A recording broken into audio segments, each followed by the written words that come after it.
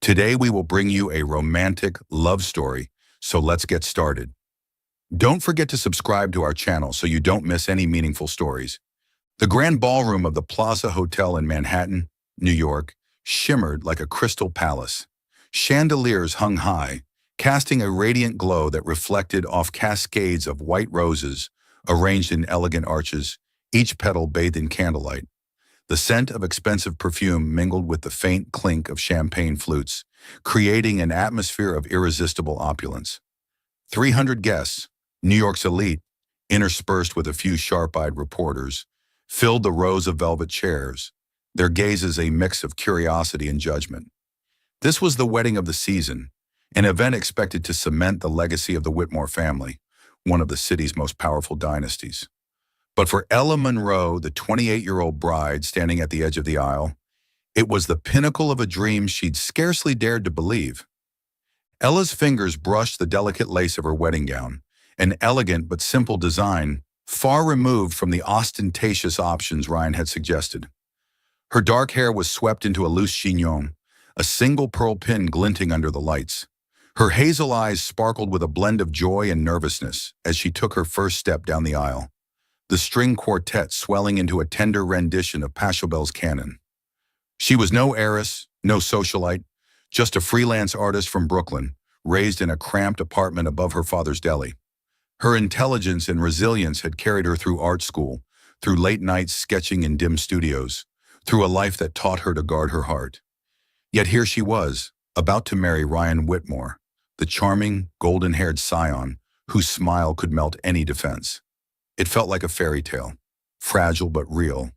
The guests turned, their smiles polite, their whispers hushed. Ella caught sight of Lila Carter, her best friend, in the front row.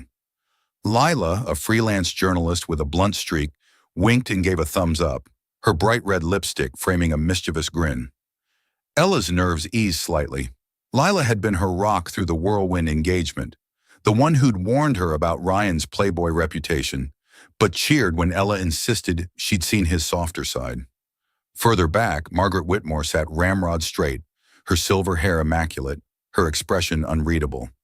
As Ryan's mother, she'd orchestrated much of the wedding's grandeur, though her approval of Ella always felt like a thin veneer over skepticism. Ella's gaze shifted to the altar, where Ryan should have been waiting, but only the officiant stood there, hands clasped, brow faintly creased. A murmur rippled through the crowd.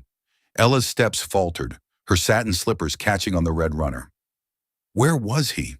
Her heart thudded, a familiar fear creeping in. The shadow of her mother's abandonment, the day she'd woken at 7 to an empty kitchen and a note that read, "I can't stay." She shook it off. Ryan wouldn't do that. He'd promised a future. Through late-night texts, lavish gifts, the way he'd spun her around in Central Park. They meant something, didn't they? Lila was on her feet now, weaving through the aisle with the urgency of a storm. Her face was pale, her usual confidence replaced by something Ella couldn't name. She pressed a crumpled piece of paper into Ella's hand, her voice low and urgent. "Ella, I'm so sorry." Ella's fingers trembled as she unfolded the note. Ryan's scrawled handwriting stared back. "I'm sorry, I can't do this." The words pierced her chest, a sharp pain stealing her breath. The music faltered, then stopped. Whispers turned to gasps. Flashes erupted, their harsh light pinning Ella like a specimen under glass. She heard a woman's voice, Margaret's perhaps, mutter, "What is that boy thinking?" A reporter in the back row scribbled furiously, his pen a metronome of her humiliation. Ella's knees buckled, the note slipping from her fingers to the floor. She pressed a hand to her chest, willing herself to breathe, to stand tall. She would not cry, not here, not in front of these strangers who saw her as an outsider, a nobody who dared to climb too high. Her father's voice echoed in her mind, "You're stronger than you know, kid." But the weight of 300 stares was crushing, each one a reminder of the life she thought she could claim. She swayed, her vision blurring, and then a hand caught hers, firm, warm, pulling her from the abyss. She looked up, startled, into the piercing gray eyes of Nathan Whitmore. Ryan's older brother, the enigmatic CEO of Whitmore Enterprises, was a man she'd met only twice. once at a tense family dinner where his silence had chilled the room, and again when he'd nodded curtly at her engagement party. At 34, with sharp cheekbones and dark hair swept back, his tailored black suit exuded an authority that made people step aside. Nathan was Ryan's opposite. Where Ryan was light and charm, Nathan was steel and shadow, a man who collected rare books and ruled boardrooms with an iron hand. He'd been standing at the edge of the ballroom, nearly invisible amid the chaos, but now he was here, his grip anchoring her as the room spun. The crowd hushed, their shock palpable. Nathan's voice, low and commanding, cut through the silence. "There will be a wedding today," he said, his gaze sweeping the guests, daring anyone to object. He turned to Ella, his expression unreadable, but his eyes softening for a fleeting moment. "If Ryan isn't man enough to stand here, I will." Ella's breath hitched. The words made no sense. Nathan, the man who barely spoke to her, who seemed carved from ice, was offering to marry her. She glanced at Lila, whose wide eyes mirrored her own confusion. Margaret rose, her lips parting in protest, but Nathan's raised hand silenced her. The reporters leaned forward, pens poised, sensing a story that would dominate headlines. Ella's mind raced. She wanted to run, to vanish into the Brooklyn streets where no one knew her pain. But Nathan's hand was steady, his presence a lifeline in the storm. She saw the pity in the guest's eyes, the judgmental purse of Margaret's lips. If she walked away now, she'd be the jilted bride forever, her name a footnote in gossip columns. Her throat tightened, but she forced her voice to steady. "Why?" she whispered, for Nathan's ears alone. He leaned closer, his voice a murmur against the chaos. "Because you don't deserve this. Let me help you." The officiant cleared his throat, glancing nervously between them. The crowd waited, breathless. Ella's heart pounded, her fear of abandonment warring with the spark of defiance Ryan's betrayal had ignited. She didn't know Nathan, didn't trust him, but in that moment, she trusted her own strength. She straightened, her chin lifting, and met his gaze. "Okay," she said, barely audible. Nathan's lips twitched, the ghost of a smile. He faced the officiant, his voice ringing out. "Proceed."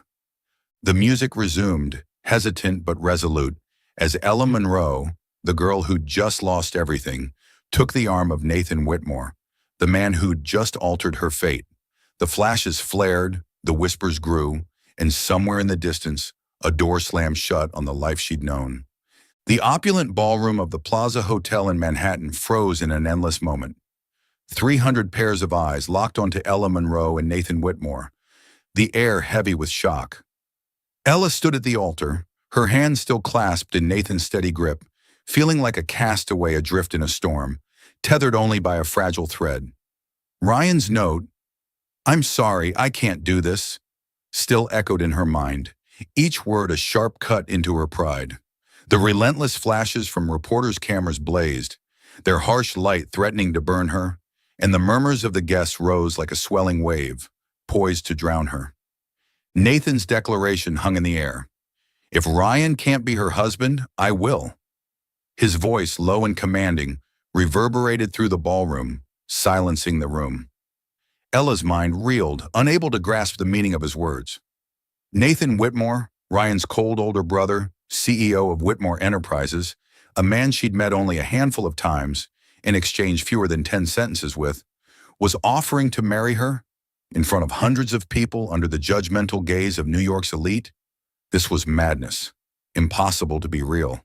The crowd erupted in stunned whispers. A few reporters scribbled frantically, while others raised cameras, capturing every second of the event that would dominate headlines. Margaret Whitmore, Ryan and Nathan's mother, shot to her feet in the front row, her lips pursed, her hands trembling as if to intervene. "Nathan, what are you doing?" she said, her voice low but sharp, audible to those nearby. But Nathan merely glanced at her, his eyes icy, and raised a hand to signal her to sit. Margaret hesitated, her face taut, but she sank back into her chair, her disapproval evident in her rigid posture. Ella felt as if her feet no longer touched the ground, her mind a chaos of conflicting emotions.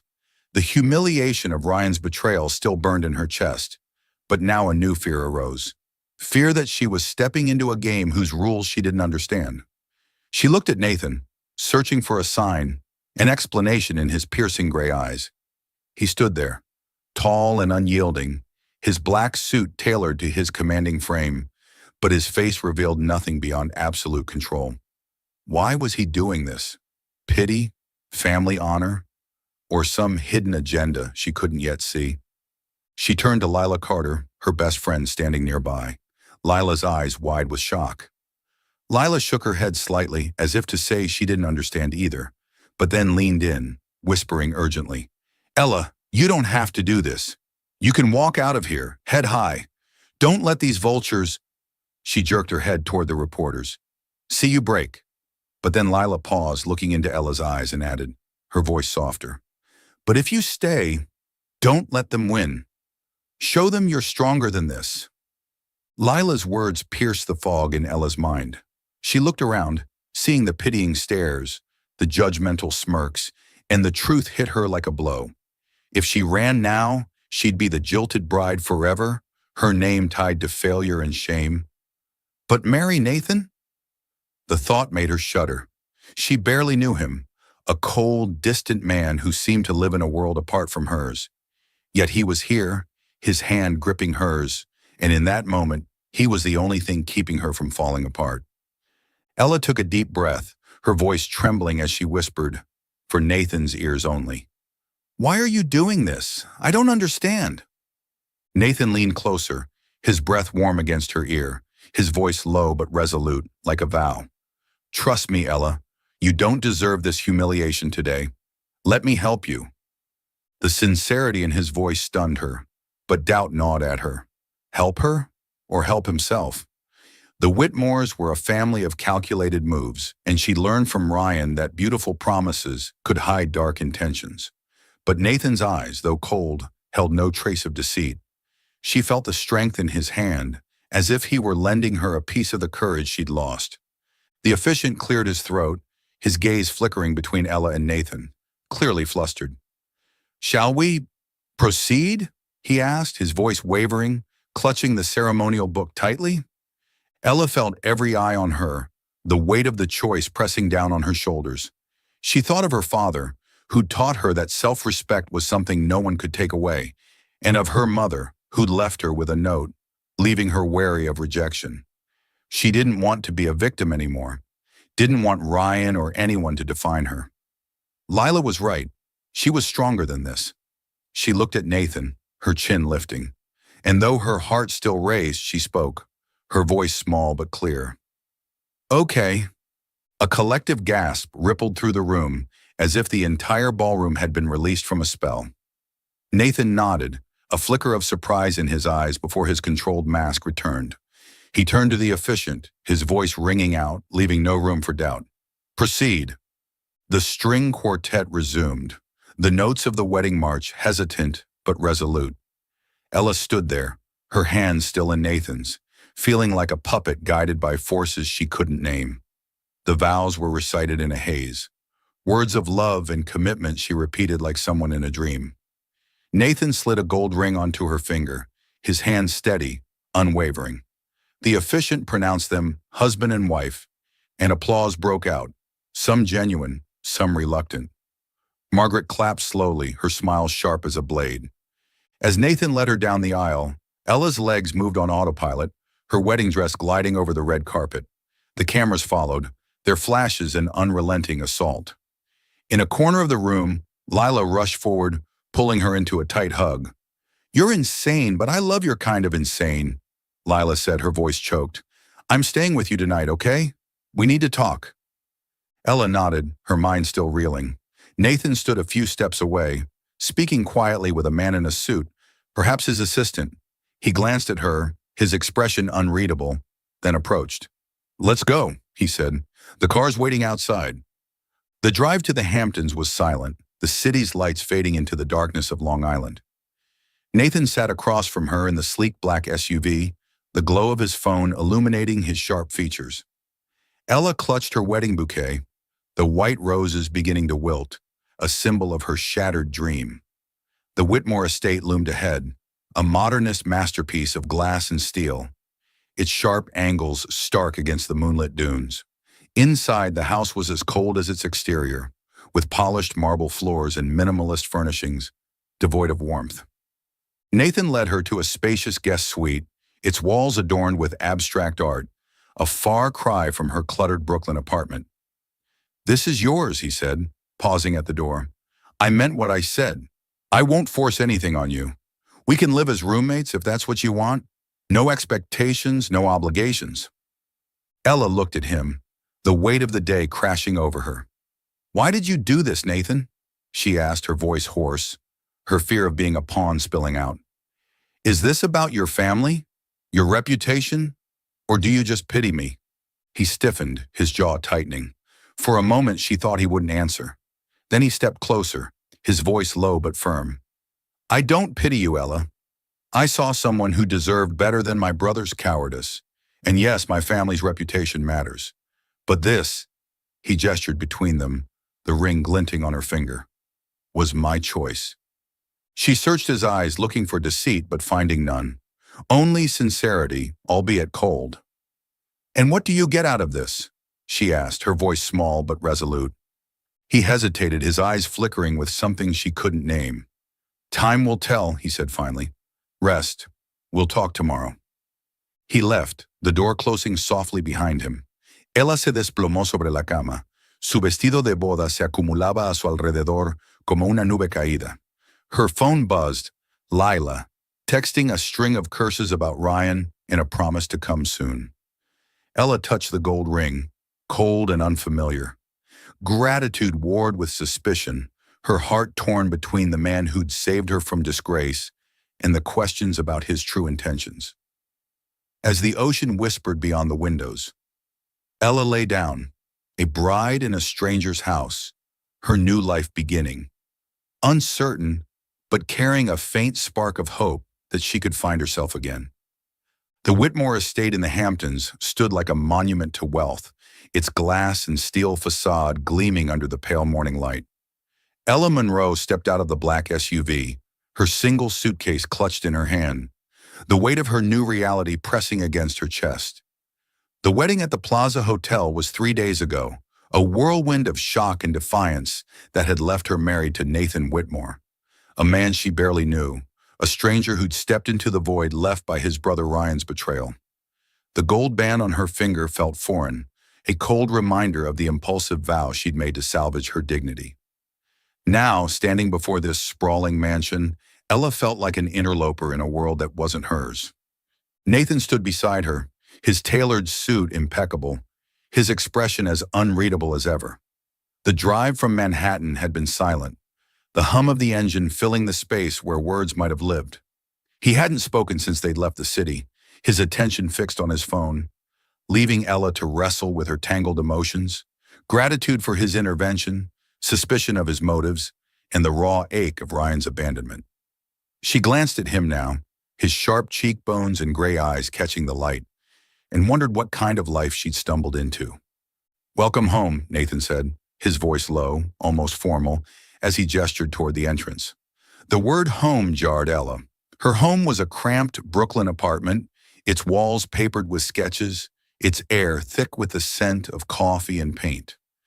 This place, with its towering windows and manicured lawns, was a universe apart.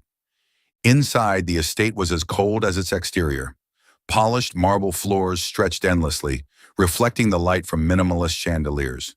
The furniture was sleek, all sharp lines and neutral tones, devoid of warmth or personality. Ella's sneakers squeaked against the floor, a small rebellion against the sterile perfection.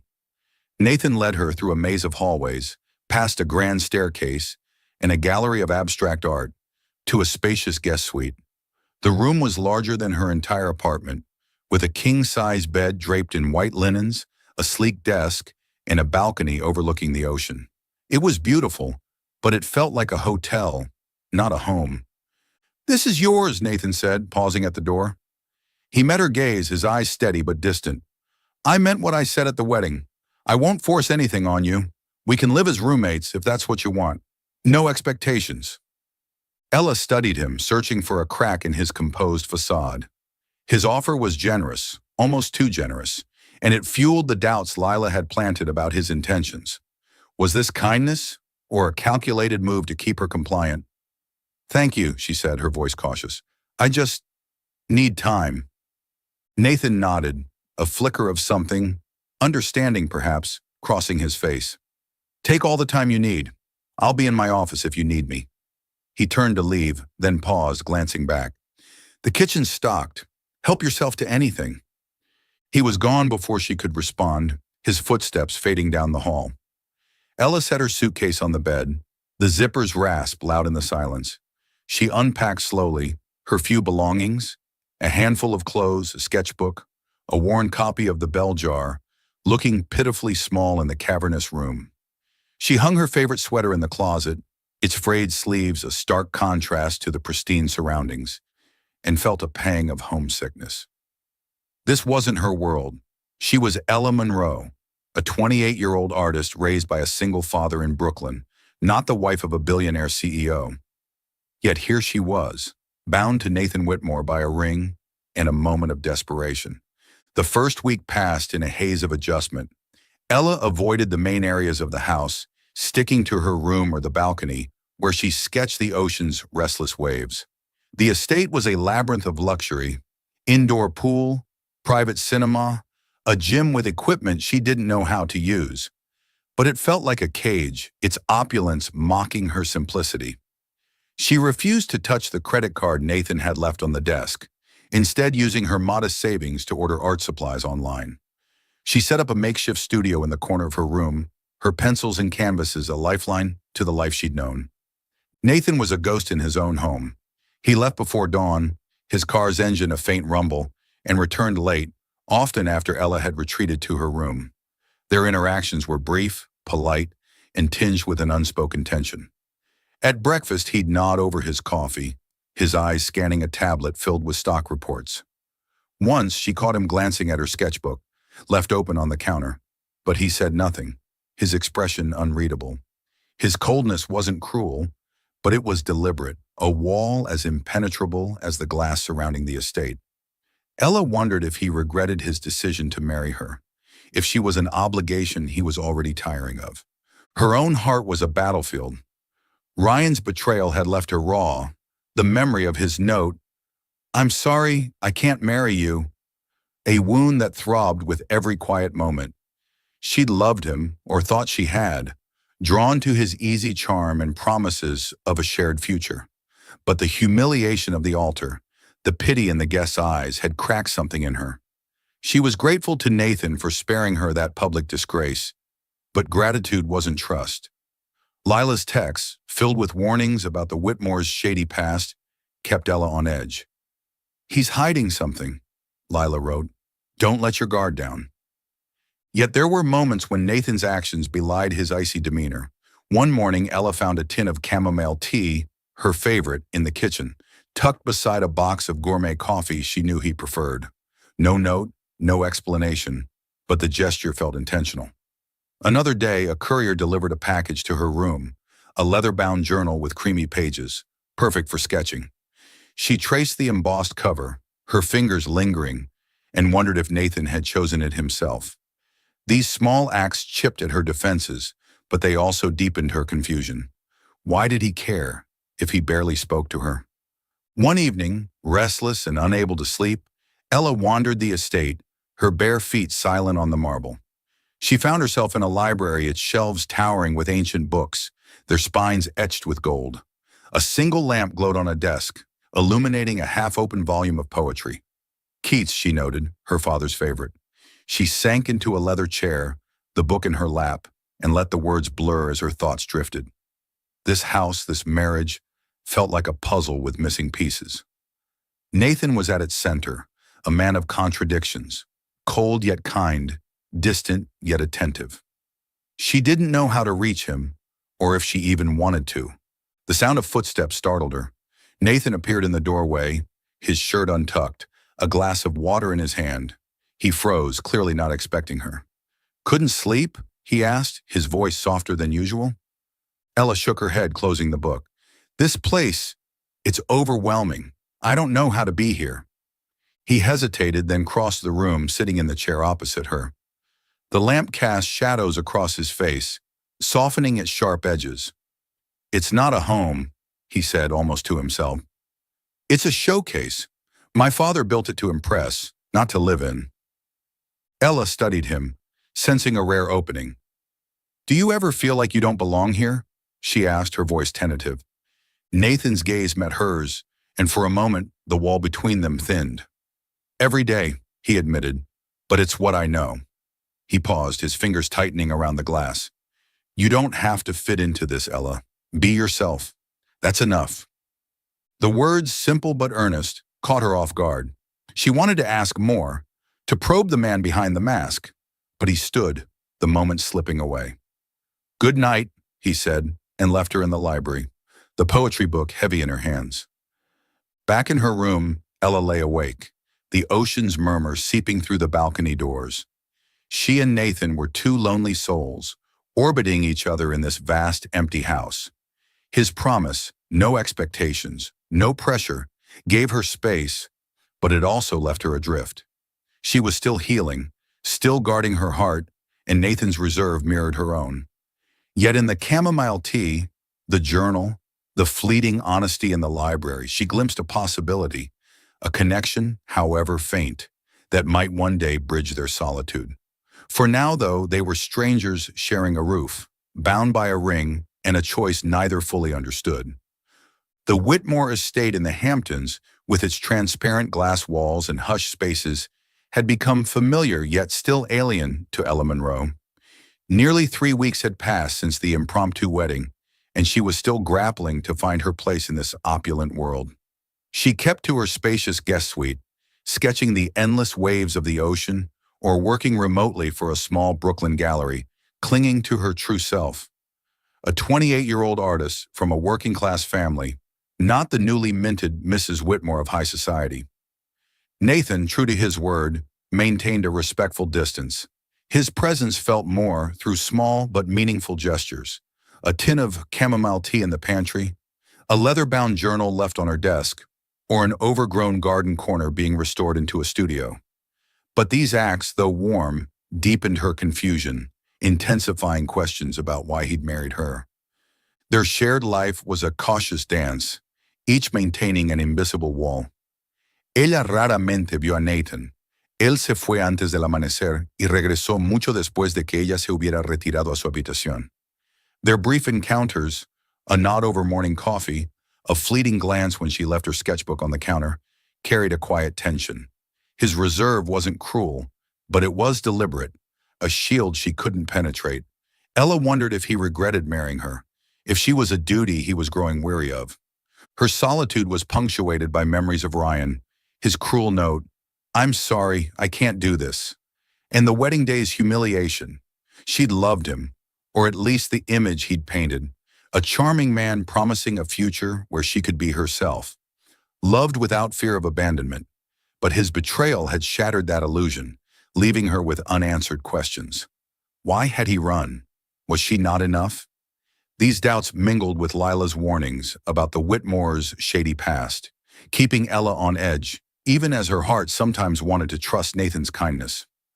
One overcast afternoon, as a light drizzle misted the windows, Ella wandered the estate, her mind too restless to draw. Lila's latest text, a cryptic, "Found some stuff on the Whitmores. Call me," left her uneasy, but she wasn't ready for more secrets. Seeking distraction, she roamed the hallways, her sneakers silent on the marble, until she heard sharp voices from the study. The heavy oak door was ajar, and through the gap, she saw Nathan standing by a mahogany desk, his posture tense, his voice low but cutting. Opposite him was Margaret Whitmore, her silver hair tightly bound, her hands clasped with the poise of someone accustomed to control. Ella knew she should leave, but the argument's intensity rooted her in place, her breath shallow, guilt warring with curiosity. Margaret's voice rang out, sharp and accusatory. "You've gone too far, Nathan. Marrying that girl to clean up Ryan's mess? It's reckless. The board is questioning your judgment, and this marriage isn't the distraction you think." Nathan's response was icy, each word measured. Ryan left me no choice. His stunt at the altar could have tanked our stock worse than any scandal. I did what was necessary to protect the family's reputation. Margaret scoffed, pacing, her heels clicking on the floor. Protect the reputation? You could have let her walk away. Let the press forget it. Instead, you've tied us to a nobody from Brooklyn. Your father would never have approved. Forcing Ryan to propose to her was his idea, to save the company from bankruptcy. But you, what are you doing, Nathan? Ella's breath caught, her heart pounding, her fingers digging into the doorframe. Forcing Ryan to propose? She'd thought Ryan's love was real, that his promises, of supporting her art, of a shared future, came from his heart. But now Margaret's words were a blade, tearing through that illusion. She leaned closer, straining to hear, as Nathan spoke, his voice low but resolute. You and Father used Ella as a pawn. You pushed Ryan into that engagement to appease the Kesslers, to secure their investment and save Whitmore Enterprises from losses. But Ryan never wanted to marry her. He had a lover, Cassandra Tate, an actress. He ran because of her, not because of Ella. Ella's knees trembled, her stomach churning. Cassandra Tate, she'd seen the name in tabloids, a seductive actress often spotted at elite parties. Ryan's secret lover. The pieces fell into place. His late-night texts, his evasions, the forced smile when she asked about his social life. She'd attributed it to his busy schedule, his playboy charm, but now she saw the truth. She was a cog in a plan, a tool to save a failing company. The pain cut deep, but it also brought a strange relief. Ryan hadn't left because she wasn't enough, but because he was a coward, manipulated by his family and his own desires. Nathan's voice brought her back, now softer, almost angry. Ella isn't a pawn, Mother. I saw her that day, standing at the altar, facing the humiliation Ryan left her with. She didn't break. She's kind, warm, stronger than anyone in this family. I married her to protect our name, yes, but also because she deserved better. Margaret laughed, a brittle sound. Kind, warm. She's a nobody, Nathan. A poor artist from Brooklyn, with nothing but a few paintings and a sob story. You've made her our burden. If you truly cared, why not tell her the truth? That she was just part of the Kessler deal, and you're just the one picking up the pieces? Ella's nails bit into her palms, her breath catching. Part of a deal? The words echoed her deepest fear, that she was never truly loved, only a means to an end. She wanted to burst in, demand answers, but her feet were rooted to the floor. Nathan was silent for a long moment, then spoke, his voice barely audible. She'll know when the time is right, but I won't let you or anyone drag her into this game anymore. Margaret's heels clicked as she moved toward the door, forcing Ella to retreat into the hallway's shadows. The older woman swept past, oblivious to Ella's presence, her perfume lingering like a warning. Ella waited until the study was silent before slipping back to her room, her legs unsteady, her mind reeling. She sank onto the bed, the revelations crashing over her like waves. Ryan hadn't loved her, never had.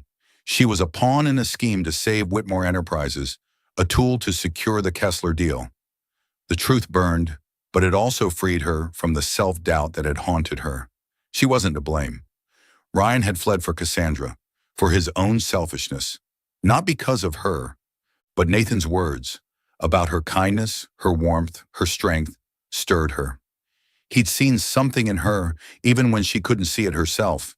He'd married her, not just to save his family's reputation, but because he believed she deserved better. Ella looked out the window where the drizzle blurred the glass and felt a new emptiness in her heart, a fragile freedom to shape her future. She was still hurt, still wary of Nathan's intentions, but she was no longer bound to a betrayer. She stood, taking a deep breath, resolved to confront him, to demand honesty. But for now, she clung to the relief of being free from a lie. And in this vast house, amid secrets and shadows, Ella began to sense a flicker of light, a chance to rediscover herself. The Whitmore estate in the Hamptons, with its glass walls and hushed spaces, was slowly becoming familiar to Ella Monroe, though it still wasn't home. After the painful revelations about Ryan and the Whitmore family's schemes, Ella sought to reclaim her balance. She refused to let the sting of betrayal or the prying eyes of the press define her. Instead, she turned to her passion, art. With her modest savings and unwavering resolve, Ella started a free art class for underprivileged children in Brooklyn's Bed-Stuy neighborhood, a 2-hour drive from the estate. The small room in the community center, with its peeling walls and rickety tables, became her sanctuary. Every Saturday, she stood amidst chattering children, teaching them to blend colors, draw lines, and transform their fledgling ideas into vibrant paintings. The kids' laughter and the smell of acrylic paint made her feel alive, as if she'd rediscovered a piece of herself. The girl who once sketched in a Brooklyn kitchen, dreaming of a bigger world. What Ella didn't know was that the community center had been saved from closure by a secret donation. The manager, Ms. Rosa, only shrugged when Ella asked about the funding, mentioning a generous donor who'd covered the rent for a year. Ella suspected Nathan but held back from asking. His quiet gestures, chamomile tea, an art book, the garden being transformed into a studio, had become part of their strange, shared life. But after overhearing his argument with Margaret, she remained cautious, not yet ready to fully trust. One Saturday morning, as Ella helped a shy girl named Sophia paint a lopsided blue butterfly, the kids erupted in squeals, rushing toward the door. Ella looked up, startled, to see Nathan stride in, carrying a box brimming with colored pencils, sketch pads, and brushes. He wore a navy sweater instead of his usual tailored suit, his dark hair slightly tousled, looking more approachable, yet still faintly out of place in the noisy room. The children swarmed him, grabbing supplies, and Nathan, with a rare smile, handed them out with surprising patience. Sophia tugged Ella's sleeve, whispering loudly, "Miss Ella, that's the nice man who helped us keep the class." Ella's breath caught, her heart stuttering. She watched Nathan, now crouching to answer a boy's question, and caught a flicker of embarrassment in his eyes when they met hers. After the class ended and the kids left, Ella and Nathan stood alone in the room, surrounded by colorful drawings taped to the walls. She crossed her arms, her voice soft but firm. "You're the donor, aren't you? Why didn't you tell me?" Nathan rubbed the back of his neck, a boyish gesture that caught her off guard. "I didn't want you to think I was trying to buy your favor," he said, his voice low. "You love this place. I just wanted it to keep going." Ella felt a warmth spread through her, though she kept her tone even. "You keep doing these things. Tea, books, now this class. I don't know how to read you, Nathan. What do you want?" He looked at her, his gray eyes steady and sincere. "I want you to have a place where you can be yourself," he said simply. "Not because of me or my family or that wedding, just for you." His words touched a tender spot in Ella's heart, but she held back, her wall still up.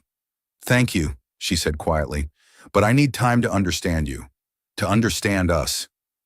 Nathan nodded as if he'd anticipated her caution. "I get it," he said. "We'll take it one step at a time." The chance for the next step came unexpectedly a few nights later, when Ella fell ill with a severe cold. She lay curled up in her room, feverish and aching, her body worn from pushing herself too hard. Too stubborn to ask for help, she tried to tough it out alone. But near midnight, a soft knock roused her, and Nathan entered, carrying a tray with a steaming mug of tea, a bottle of cold medicine, and a damp cloth. He wore a rolled-up shirt, his hair disheveled, and for the first time Ella saw worry etched plainly on his face, a Nathan no longer the icy statue she'd first met. "You're burning up," he said, setting the tray on the nightstand. He placed the cloth on her forehead, his touch gentle yet decisive. "Why didn't you tell me you were sick?" Ella tried to sit up, her voice raspy. "I didn't want to bother you. You're always busy." Nathan's lips twitched, a faint smile. "Not too busy for this." He stayed through the night, checking her temperature, refilling her water, and coaxing her to take medicine. His presence was steady, comforting, and as the hours passed, Ella felt her defenses soften. In the dim glow of the bedside lamp, Nathan's guard seemed to slip too. When Ella, half delirious from fever, asked why he always kept people at a distance, He hesitated, then spoke, his voice low. I was engaged once, he said, staring at the floor. 5 years ago. Her name was Claire. I thought she loved me, but she was after my name, my money. When I caught her selling company secrets to a rival, it broke something in me. I've kept my distance ever since. It's safer that way. Ella's heart ached at the rawness in his voice. She reached out, her hand brushing his. I'm sorry, she whispered, but not everyone's like that. He looked at her, his eyes softening. I'm starting to believe that, he said, and the weight of his words lingered between them, a quiet promise. As Ella recovered, their dynamic shifted, small steps drawing them closer. They began spending evenings together, no longer strangers bound by a contract, but two people learning each other. One weekend, they tackled the overgrown garden behind the estate, pulling weeds and planting new flowers under the spring sun. Nathan, sleeves rolled up and dirt smudged on his cheek, laughed, a rare, unguarded sound, when Ella accidentally sprayed him with the hose. The moment felt ordinary yet profound, a glimpse of what they could be. Under the estate's wide porch, they started a ritual of sitting together, sipping hot cocoa and sharing stories. One evening, as moonlight spilled across the wooden floor, Ella opened up about her dream of opening her own gallery, a space for underrepresented artists to shine. It's probably a long shot, she said, tracing the rim of her mug, but I want to create something that matters. Nathan listened, his gaze thoughtful. It's not a long shot, he said. You've got the vision and the heart. He paused, then added almost shyly, I've been working on something too, a novel. It's rough, but I want to publish it someday, maybe under a pseudonym. Ella's eyes widened, a smile breaking through. You're full of surprises, Nathan Whitmore. Will you let me read it? He chuckled, shaking his head. Not yet, it's a mess, but soon. These moments, gardening, cocoa, sharing dreams, wove a fragile thread of trust between them. Ella still carried the weight of Ryan's betrayal and the Whitmore secrets, but Nathan's actions spoke louder than her doubts. He wasn't the cold CEO she'd first met, nor the calculating savior she'd feared. He was a man with his own scars, trying, like her, to find something real. In the moonlight and the warmth of cocoa, love began to take root, silently but steadily, between two souls who once thought they'd always be alone. The gentle spring sunlight bathed the garden behind the Whitmore estate in Hamptons, where newly planted daisies swayed in the breeze. The restored fountain gurgled a soothing melody, blending with the chirping of birds in the trees. Ella Monroe stood among the flower beds, pruning shears in hand, a faint smile playing on her lips as she admired the work she and Nathan had poured into the space. Their evenings sipping hot cocoa on the porch, hours spent gardening together, and moments sharing dreams had woven a bond between them, fragile but growing stronger. The estate no longer felt like a cold prison to Ella. It was becoming a place she could call home, one small step at a time. Her free art classes in Brooklyn's Bed-Stuy neighborhood remained her greatest joy. Every Saturday, she drove 2 hours from the Hamptons, bringing paints and paper to teach underprivileged kids how to transform their imaginations into vibrant artwork. Their ringing laughter and clumsy but heartfelt brushstrokes were a balm for the wounds left by Ryan's betrayal and the Whitmore family's secrets. Standing in the small community center room, with its peeling walls and rickety tables, she felt more alive than ever. This was the real Ella Monroe, the artist who once sketched in a Brooklyn kitchen corner, not the newly minted Mrs. Whitmore of high society. Nathan, despite his demanding schedule of meetings and financial reports at Whitmore Enterprises, occasionally appeared unannounced at the classes.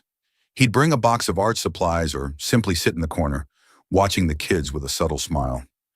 Ella began to cherish his presence, those moments when he revealed the tenderness beneath his stoic exterior. But she still guarded a piece of her heart, afraid that this happiness, however sweet, could dissolve like a dream. Lila's warnings about the Whitmore's shady past, coupled with the memory of Ryan's betrayal, lingered as dark shadows in her mind. That fragile peace shattered one Saturday afternoon as Ella cleaned up after class.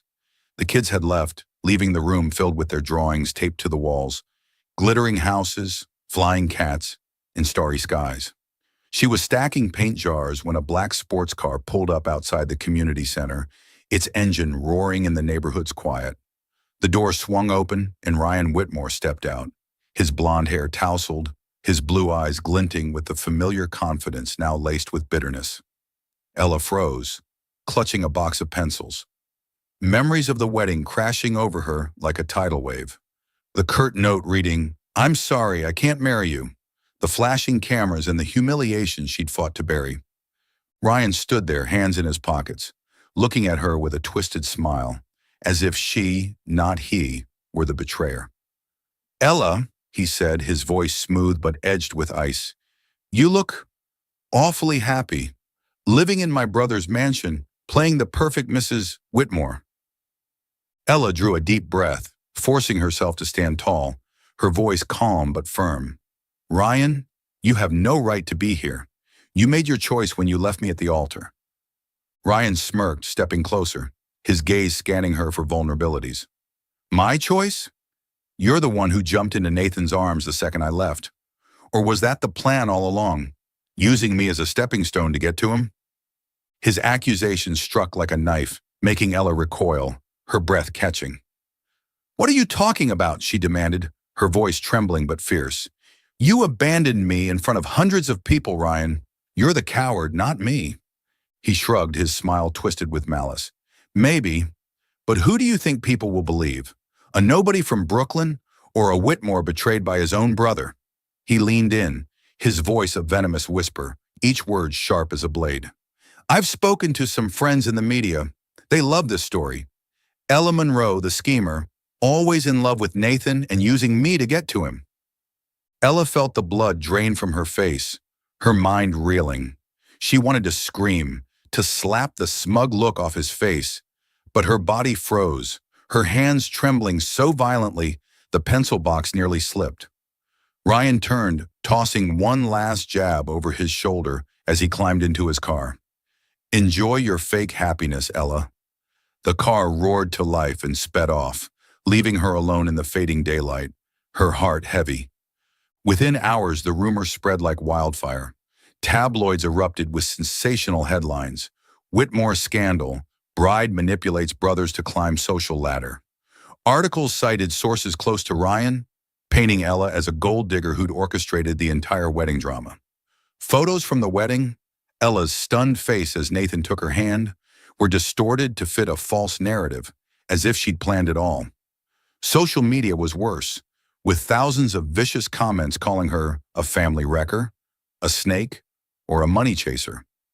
Some parents from the art class sent messages, questioning whether she was trustworthy to teach their children, and a few even pulled their kids from the program. Ella returned to the estate, curling up in her room, her phone buzzing relentlessly with texts from Lila and news alerts. She turned it off, feeling as if she were drowning in a raging sea. The humiliation of the wedding day resurfaced, but this time it was worse. She wasn't just a victim. She was the accused, judged and condemned by the public. She thought of Nathan, of their evenings on the porch when he spoke of his dream to write, of the scars left by his ex-fiancée. He didn't deserve to be dragged into this mess, to have his company, Whitmore Enterprises, which he'd fought to save, suffer because of Ryan's lies. A painful but clear thought flashed through her mind. Maybe she should leave. Leave the estate, leave Nathan, let him clean up this chaos without her dragging him down. She took a sheet of paper, her fingers trembling as she wrote, "Nathan, I don't want to be a burden. Thank you for everything, but I think I should go." But as she folded the note, a spark of defiance flared within her. Leaving meant letting Ryan win, letting his lies shape her story. She wasn't a schemer, not a gold digger, and she wouldn't let him steal the happiness she and Nathan had built from the wreckage. Ella tore the letter, the pieces fluttering to the floor. Tears streamed down her cheeks, but she wiped them away, stood, and resolved to stay, at least to face Nathan, to see whose side he would take. She didn't know if he would defend her or prioritize his company, but she knew she couldn't run anymore. She had stood tall at the altar on their wedding day, and she would stand tall again, no matter how fierce the storm.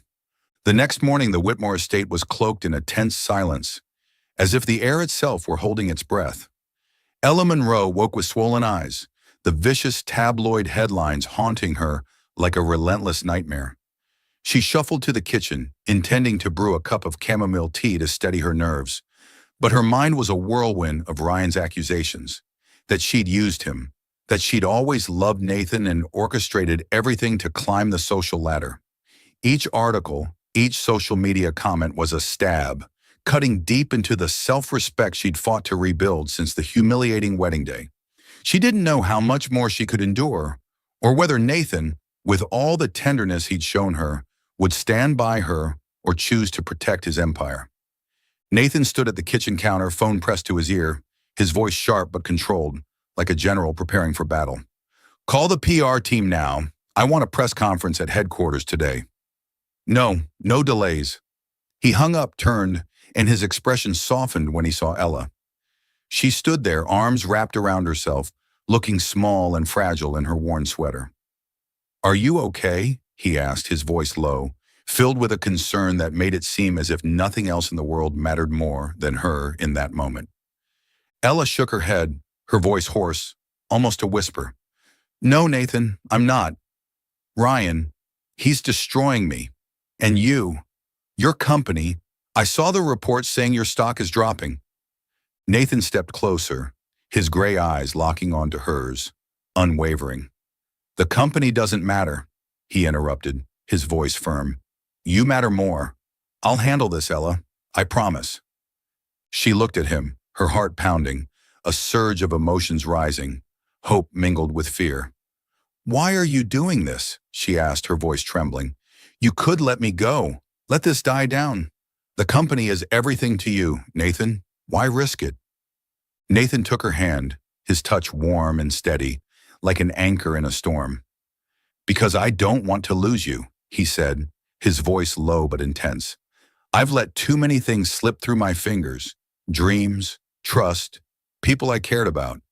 But you're something I'll fight to keep.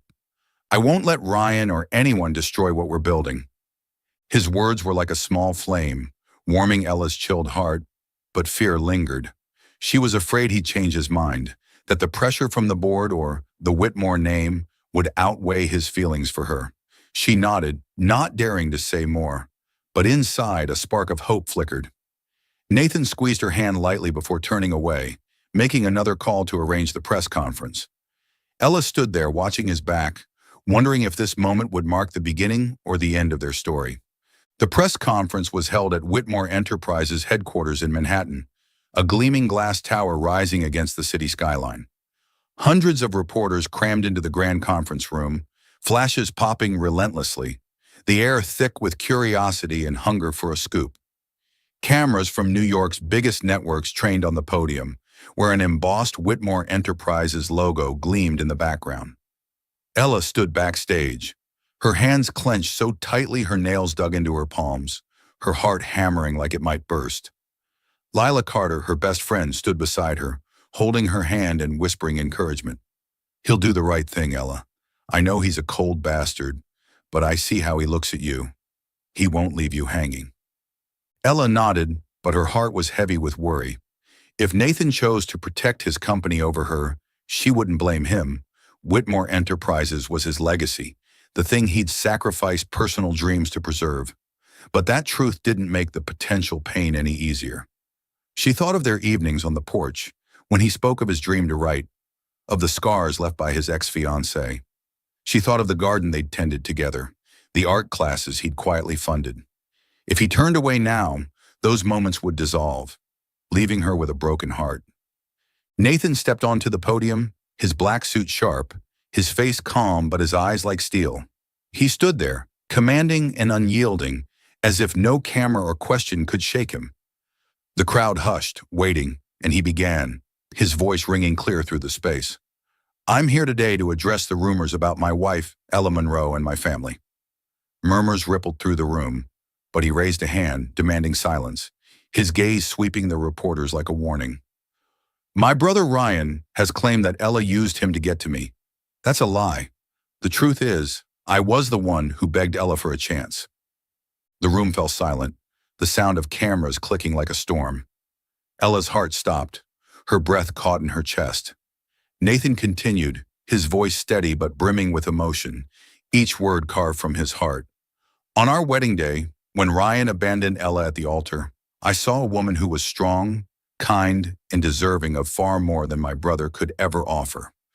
I took her hand, not because she needed saving, but because I wanted to be with her. Every day since, I've become more certain that it was the best decision I've ever made. The crowd erupted, applause mixing with shouted questions from reporters, but Nathan didn't waver. He turned to Ella, standing in the wings, his eyes soft but resolute. He beckoned her forward. Ella hesitated, her legs trembling, the flashes threatening to swallow her. Lila gave her a gentle push, whispering, "Go. This is your moment." Ella took a deep breath, stepping onto the podium, feeling as if the entire world were watching her every move. Nathan took her hand, pulling her close, his warmth easing some of her fear. And then, to the astonishment of everyone, he knelt, pulling a small silver ring engraved with daisies, the symbol of their shared moments, from chamomile tea to the garden they'd nurtured, from his pocket. "Ella," he said, his voice catching, revealing vulnerability for the first time in front of the crowd, "I didn't marry you to save anyone. I married you because I love you. Let me do this right, this time, from my heart." Tears streamed down Ella's face, not from shame or pain, but from an unexpected, profound joy she couldn't articulate. She looked into Nathan's eyes, seeing his sincerity, seeing the man who'd shed his cold exterior to stand here, placing his heart and reputation in her hands. She nodded, unable to speak, and Nathan slid the ring onto her finger, standing to pull her into his arms. She pressed her face to his chest, hearing his steady heartbeat, and in that moment, the world outside, cameras, reporters, rumors, faded away. The crowd exploded, some clapping enthusiastically, others yelling questions, but Nathan only held Ella's hand tighter, leading her off the podium. The conference ended with Nathan's vow to sue any outlet continuing to spread false rumors. He also revealed that Ryan had admitted his wrongdoing in a private family conversation, and Margaret Whitmore, though reluctantly, had sided with Nathan, cutting contact with Ryan to protect the family's reputation. Ryan, facing backlash from his own kin, vanished from the public eye, his reputation stained by the lies he'd sown. That night, back at the estate, Ella sat on the porch, the daisy ring glinting in the moonlight. Nathan sat beside her, his hand entwined with hers, and for the first time, their silence wasn't born of distance, but of understanding. Ella leaned her head against him, looking up. "Thank you," she said, her voice small but sincere, "for choosing me." Nathan smiled, a rare, warm smile. "I'll always choose you, Ella, every time."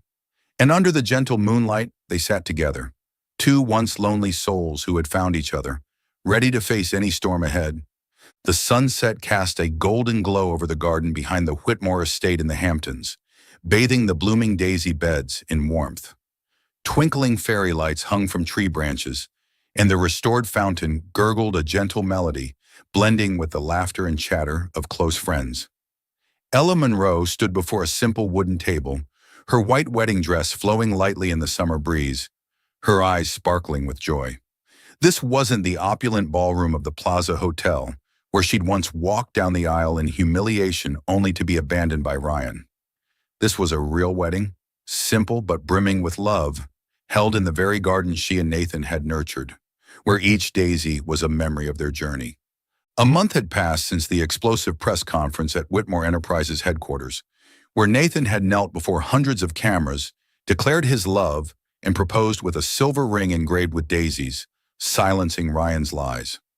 Ella still remembered that moment, Nathan's earnest gaze, the glinting daisy ring, and the feeling of her heart opening, embracing a love she'd once thought she didn't deserve.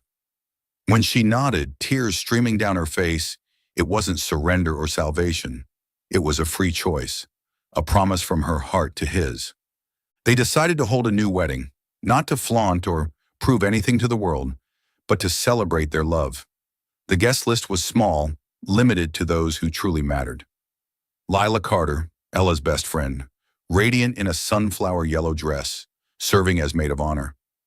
Ms. Rosa, the Bed-Stuy Community Center manager who'd become a dear friend. and a handful of friends from Brooklyn who'd shared Ella's struggles.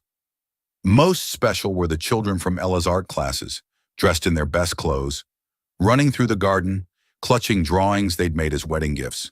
There were no reporters, no high society, no flashing cameras, just genuine smiles and the warmth of a chosen family. Nathan stood beside Ella, wearing a light gray linen suit, his dark hair slightly tousled in the breeze.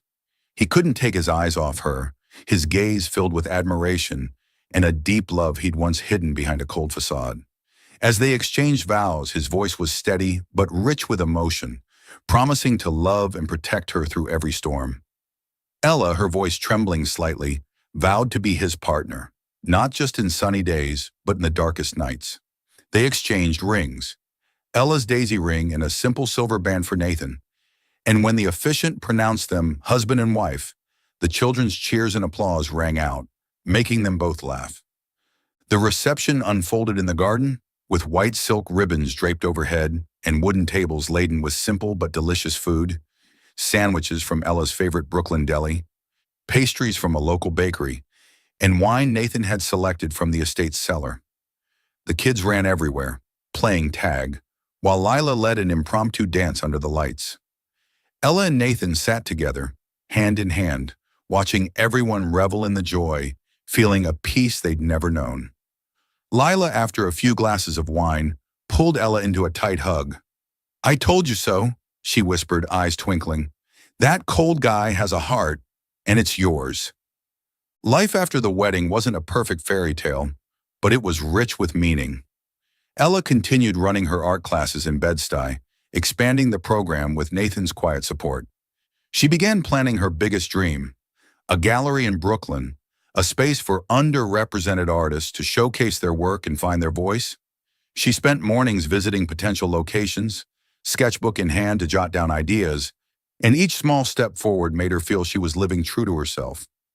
Nathan, meanwhile, steered Whitmore Enterprises through the aftermath of Ryan's scandal. The company's stock stabilized post-conference, and he earned renewed respect from the board, not just for his business acumen, but for his integrity. But he was no longer the man who lived solely for the company. He made time for Ella, for their porch evenings where they shared hot cocoa and passages from the novel he was refining.